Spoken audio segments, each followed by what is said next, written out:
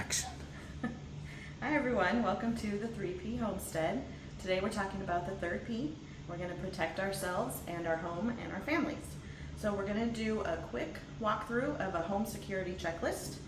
And if you remember our video last week when we talked about situational awareness, not being the easy victim, that's what we want our house. We don't want our house to be an easy victim either, right? So we want to make sure that it's not tempting to thieves. So first thing we're going to do to make our house less appealing is we're going to start outside and we're going to talk about our doors. Okay, so we want to make sure that they have deadbolts. Always make sure they have deadbolts on them. Now I know that there's lots of options for pretty doors with glass and all kinds of niceness to it, but in my opinion a solid door is your best bet. You want to have a peephole and you want to have some sort of video doorbell where you can talk to them. This one in particular, you can talk to the person on the front porch from the safety of another room, even from off-site, okay?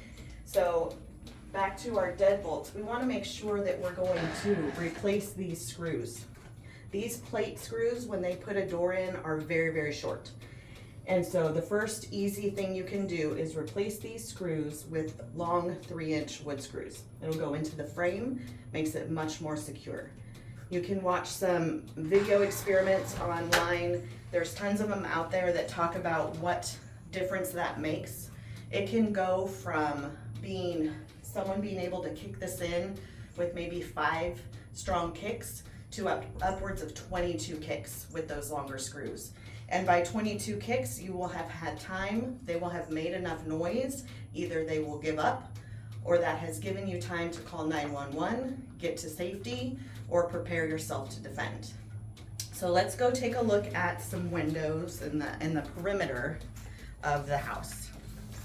Okay, so does your property have a lot of trees and bushes where someone that's trying to break in can hide? Either hide behind and it secures them as they're breaking in, or is it something that they can hide behind when they're trying to escape, or even hide behind and crouch when they want to bully you and bully themselves into the house as you're walking up? Okay, so make sure that your bushes are trimmed back. You don't have any big trees right in front of your property.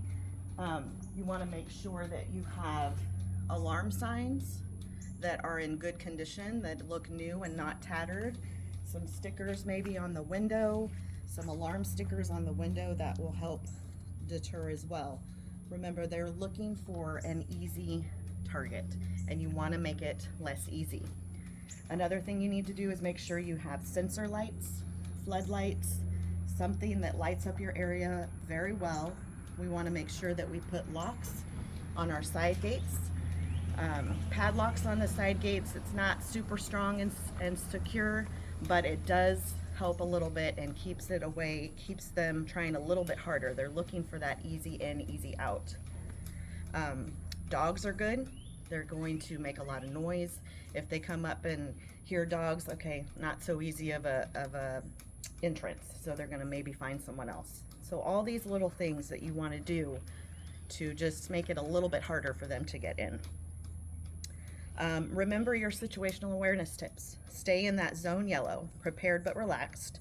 Make sure if you're parking outside and not in the garage that you lock your doors when you get out.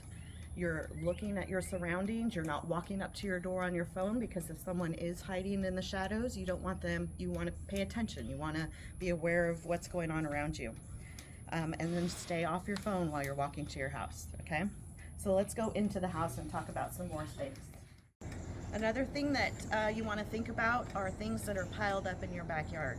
You don't want some spare bricks laying around or stones that aren't really secure that are around your windows that they can use to break your windows, or some heavy furniture that they can pile up or use to climb up to second-story windows. We want to make sure that this area is clear of tools that they can use that make it easy for them to break in. So when it comes to windows, make sure that all of your locks are functional, good working condition. All right, that worked well. Make sure that they're staying locked and that they all work, okay? Get a secondary security device, either PVC pipes or dowels that you can put in the tracks. If yours go up and down like ours, get the other tools like this that we still need to get, obviously. So we have a lot of windows and we need to invest in some of those as well. Keep things out of plain sight that would attract thieves to break in. You don't want things sitting around on your table like computers. Put curtains and blinds in your office and your game room where all of that expensive equipment is, so people aren't seeing that and tempted. Don't leave jewelry boxes and other valuables in plain sight with easy access. And of course, make sure your weapons are all secured and out of sight as well. The last thing I want to talk about is making a family emergency plan. Every family should sit down together and come up with a plan of action for when there is an intruder. Okay, make a plan and practice it. What are the roles? Do you have safe rooms or closets that you can hide in? If the kids are older, assign them some roles. Maybe one of them calls 911. One of them can get the other younger siblings to the hiding place. Make that plan and practice it. And always, always, always use flashlights. If you're planning to defend your home with a weapon, make sure you invest and you use and you practice with flashlights. Teenagers sneak in and out. They bring in friends in and out in the middle of the night. You need to know your target. Make sure you get flashlights. You don't want to be firing into the dark. In the weeks to come, we're going to dive more into developing emergency plans in case of an invader and how to practice them.